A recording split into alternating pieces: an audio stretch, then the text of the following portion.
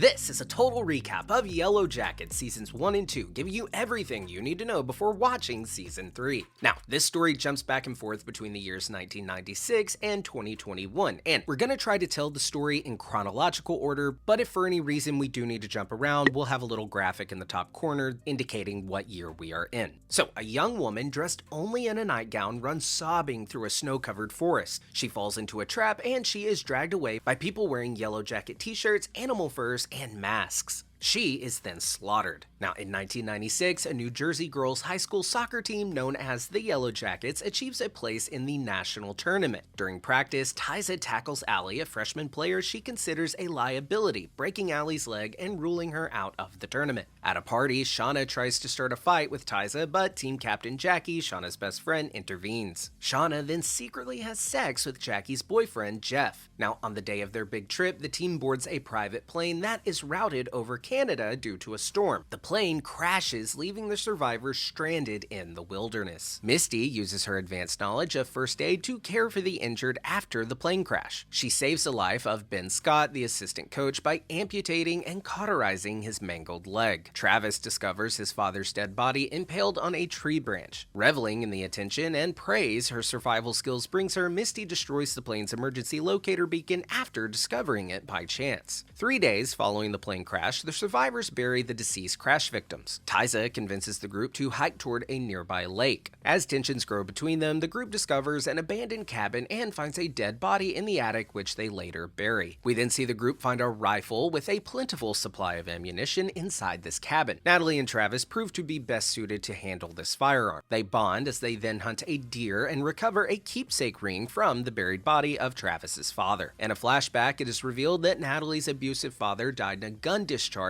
accident during an argument about Kevin spending time in her bedroom. The rest of the group comes across a functional propeller aircraft. Shauna bonds with Travis's younger brother, Javi. So Lottie has run out of loxapine, the medication that she takes to manage the symptoms of schizophrenia. Relationships then form between Tyza and Van, as well as Natalie and Travis. The group holds a seance in the attic where Lottie appears to become possessed. Ben is poisoned by Misty, but he doesn't die. Now, in order to get her to leave him alone, Ben deceives Misty by saying that he has feelings for her. Shauna then confirms Tyza's suspicions that she is pregnant. Shauna tells Tyza that the baby is Jeff's, Jackie's then boyfriend. With Tyza's assistance, Shauna tries to perform a self-induced abortion, but is unable to go through with it. In another flashback, Lottie distracts her parents seconds before the car traveling in front of them is involved in a fatal accident. Lottie begins having hallucinations of a deer. She tells the religious Laura Lee that she is having visions and agrees to be baptized. Later, Natalie and Travis kill a maggot-infested deer, and Laura concludes that Lottie is having premonitions. Tyza, Van, Misty, Akila, and Mary agree to go on an expedition to find a way out of the wilderness. Lottie tells Van that they will encounter a river of blood and red smoke. While walking, the group finds a red-colored river, and later they are attacked by a pack of wolves. Tyza defends the group using a flare gun, but Van is severely wounded. Meanwhile, Shauna tells Jackie that she is pregnant, but lies about who the father is. And then at night, we see Jackie read Shauna's diary.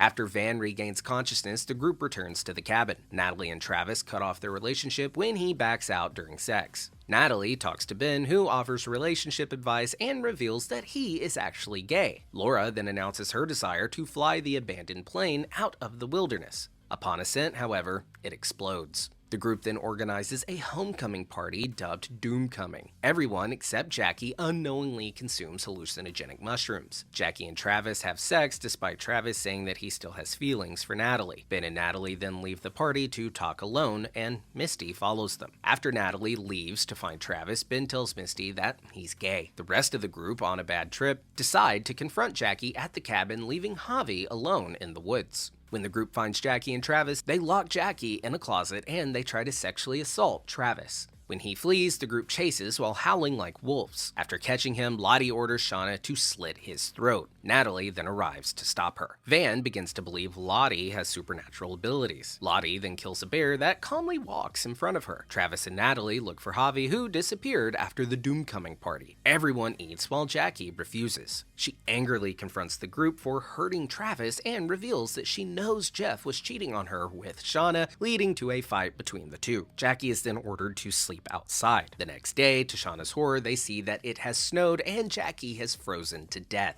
Lottie, Misty, and Van then offer the bear's heart as tribute to the wilderness. 2 months after Jackie's death, the group of survivors is struggling to make it through winter. Lottie has taken on a spiritual leader role. Natalie and Travis are unsuccessful in hunting for food and locating a missing Javi. Meanwhile, a pregnant Shauna spends her time talking to Jackie's frozen corpse. During one visit, Jackie's ear rips off and Shauna later secretly eats it. Van ties her wrist to Tiza's at night to prevent her from sleepwalking. Misty, still ostracized after the mushroom incident, bonds with Crystal, a member of the JV girls team. And then we see Lottie talk down Travis from a panic attack that was giving him strange visions. Shauna continues to talk to Jackie's corpse, even to the point of dressing it up with makeup. And Jackie's ghost taunts her about how hungry she is. Tiza insists that it is time to cremate Jackie and move on. Van saves Tiza from sleepwalking off a cliff, and she recommends that they talk to Lottie, but Tiza refuses. Natalie fakes Javi's death to Travis by smearing a pair of his shorts with her own blood. Jackie's body is then burned on a pier, but the snow slows the flame and cooks the body. Succumbing to their hunger, the team then eats her corpse while Coach Ben watches in horror. Tiza has no memory of eating Jackie and is horrified to learn that she participated while in her fugue state. Natalie disposes of Jackie's remains at the crash site. She encounters a white moose, but it disappears as she tries to shoot it. A sleepwalking Tiza tells Van about the one with no eyes, and Misty strengthens her bond with Crystal. We then see a delirious Ben imagining life if he had stayed behind with his boyfriend, Paul. The team throws Shauna a baby shower, but birds begin to fall from the sky when her nose bleeds on the symbol stitched into her blanket. Lottie then suggests that they are blessings from the woods. When part of the team begins to favor Lottie's mysticism over Natalie's hunting skills, the two girls compete by going on separate hunts. Lottie quickly becomes hypothermic and has a vision of Laura Lee and the team. Natalie finds the white moose encased under a frozen lake. She and the team then try to pull it out, but it sinks.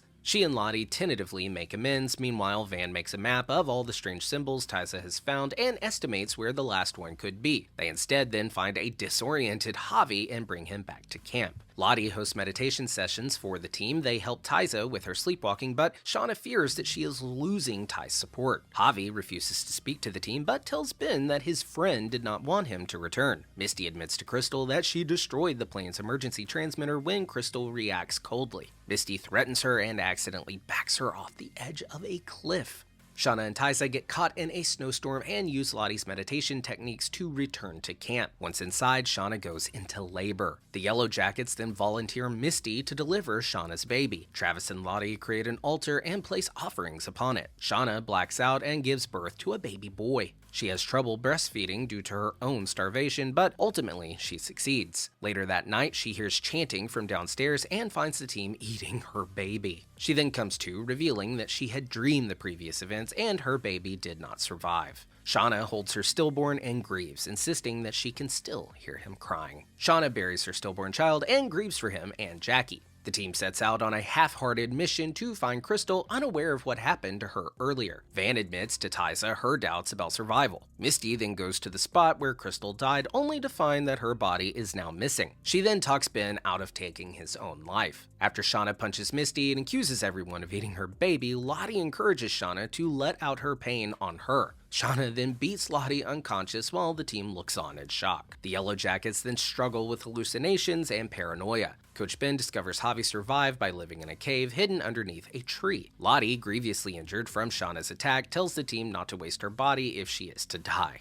Tiza suggests that they must find another way to survive, which culminates in the survivors drawing cards to determine who will be killed. Natalie draws the Queen of Hearts, but before Shauna can sacrifice her, Travis pushes Shauna out of the way. Natalie escapes the cabin and is chased through the woods. Javi, trying to help her, falls through the frozen lake, and the Yellowjackets let him drown, leaving Natalie spared. The girls return Javi's body to the cabin, where they dismember and begin to cook him. Lottie is alarmed by the team's decision to hunt each other, but Misty tells the team that Lottie approves. Coach Ben informs Natalie of Javi's hidden spot, but she tells him that he no longer belongs among them as he is a good person. Lottie then tells the group that the wilderness no longer needs her as their leader because they can all communicate with it now, and declares Natalie to be the new leader. While the Yellowjackets are sleeping, the cabin is lit on fire, forcing them to evacuate and leaving them stranded with no shelter. In 2021, Shauna and Jeff are married with a teenage daughter. Jessica Roberts, a fake journalist, offers Shauna a 7-figure book deal if she will reveal the details of what happened out there in the wilderness. Tyza poses with her wife and son for photographs as she launches her campaign for state senator. Misty is employed as a geriatric nurse. Natalie has completed rehab and has decided to reconnect with some old friends. Shauna and Jeff's marriage therapist advises them to rekindle their relationship by exploring sexual fantasies. Shauna meets with an intriguing stranger named Adam after she rear-ends his car. After Shauna and Jeff hook up, she sees a text message on his phone from a woman who is arranging to meet him the following day. Natalie holds Misty at gunpoint in an attempt to find out who sent her a postcard with an ominous symbol from their past. When it becomes clear that all of the survivors have received the card, Misty and Natalie embark on a road trip to find Travis. And we see that Tyza is concerned about her son Sammy's disturbing drawings. Tyza's political opponent, Phil Bathurst, airs a campaign ad insinuating that she is a cannibal. Tyza's concerns for Sammy grow after he purposely hurts a child at a playground. Shauna follows her husband to a hotel where she runs into Adam and spots Jeff with another woman. We then see Shauna and Adam go to a hotel room together. Meanwhile, Misty and Natalie go to Travis's home but are arrested for breaking and entering. Later, they find his dead body at the ranch where he worked. His death appears to be suicide, but they believe someone has actually murdered him. So Natalie meets Kevin, now a police officer, and uses his affection for her to entice him to dig into Travis's murder. Tyza rejects an endorsement from a powerful potential donor when she tries to probe into her past. Shauna and Adam begin an intimate affair, enacting Shauna's mis-teen fantasies, while Adam is shown to probe for personal information on her. Misty has an encounter with Jessica while shadowing Nat and Kevin. Misty calls Shauna to her to tell her that Travis is dead. Tyza finds the word spill painted on the front door of her home. She confronts Sammy after discovering a container of paint in his room. Sammy denies doing so and blames the lady in the tree. Later, with her political opponent attacks increasing, Tyza contemplates dropping out of the Senate race, but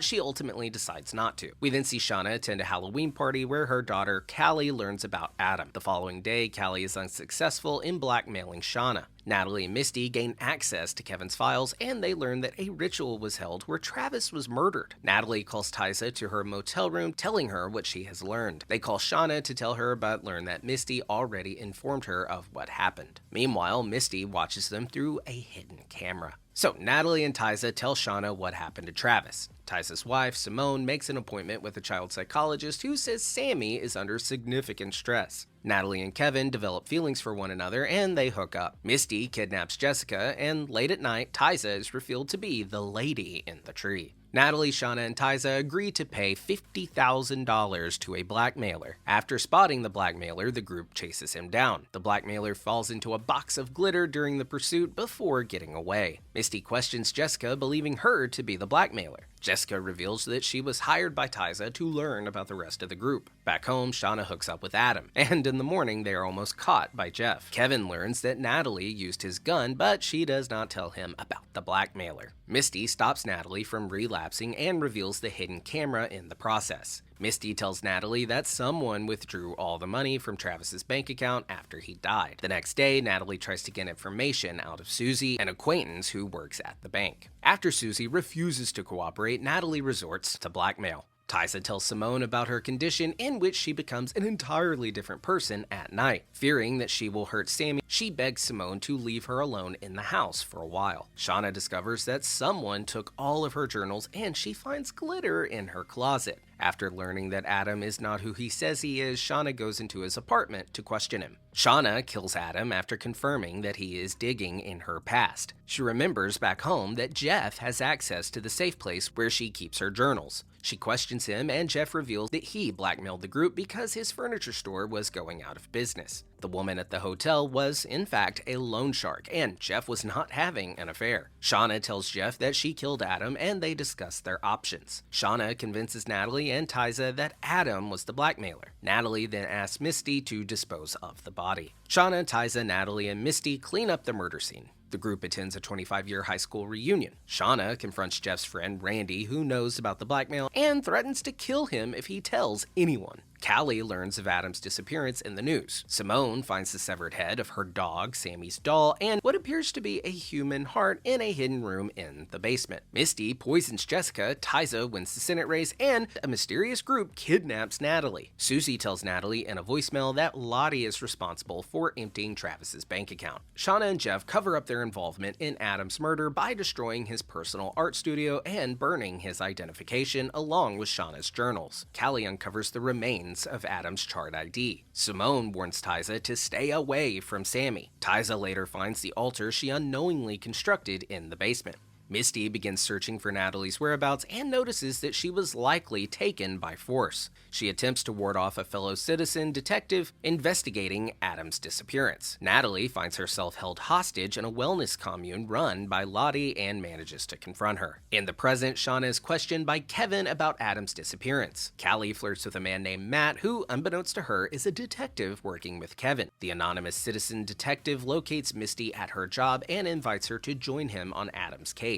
Sammy visits Tyza unprompted, but when Simone arrives to pick him up, they cannot find him. Tyza and Simone are involved in a car accident after it is revealed that Tyza had hallucinated Sammy's visit. Lottie tells Natalie about Travis's death, but Natalie suspects that she is hiding the truth. Shauna and Jeff are carjacked, but Shauna disarms the perpetrator before he drives off. She then tracks down the car at a scrapyard and intimidates the owner at gunpoint. Jeff attempts but fails to get Kevin to back off from Shauna. With Simone in the hospital, Tyza is left to confront her fugue alter ego. Misty then meets Walter, the citizen detective. The two then interrogate Randy Walsh about Natalie's disappearance. Lottie introduces Natalie to her support group, but her hallucinations begin to return. Shauna, pressed by Callie, confesses the truth to her about Adam's death. Natalie bonds with Lisa, a cult member she had attacked earlier. Misty and Walter camp out at a bed and breakfast near Lottie's compound. Lottie's psychiatrist suggests that she pay attention to her hallucinations. Tyza follows her fugue self's intuition and hitchhikes to a small town in Ohio where she sees Van for the first time in years. Callie, realizing that Matt is a policeman, tells him that Shauna was sleeping with Randy. Shauna then stages a tryst in a motel room, but Kevin and Matt uncover the ruse. Tyza tells Van her sleepwalking has returned, and Van offers her support. Misty and Walter find Natalie, who rebuffs them. Walter tells Misty his theories about Adam's case, and she sends him away and goes back to Lottie's compound. Lottie then helps Natalie recall the last time she saw Travis. Tyza notices Van's past due notices in the trash can, but Van brushes it off. Misty calls Tyza from Lottie's compound. Natalie and Lisa talk about forgiveness, and Shauna and Callie are called to the police station for questioning.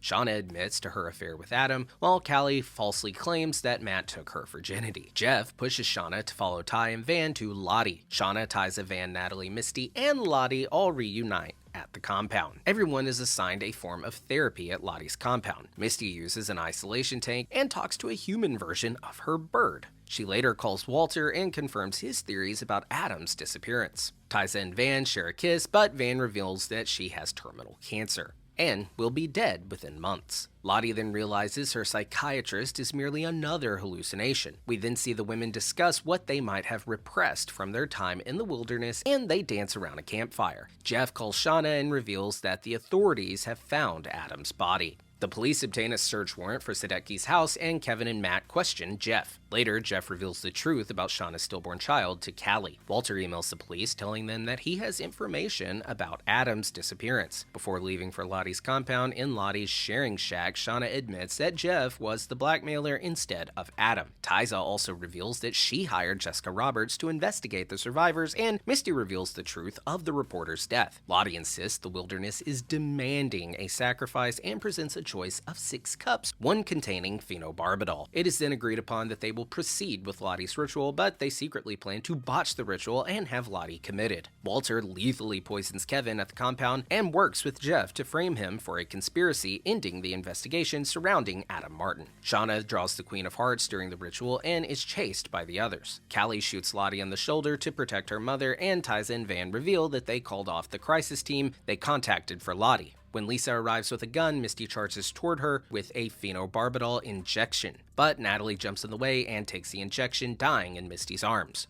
Lottie is then taken away by EMTs, but tells the women that the wilderness is pleased with their sacrifice and will reward them. And that was a total recap of Yellowjackets Seasons 1 and 2, giving you everything you need to know before watching Season 3. I've been your host, Colton Ogburn, and I'll see you on the next Total Recap. What about the guy you lobotomized? Did he get a refund? I have to hand it to you. It's the best mindfuck yet.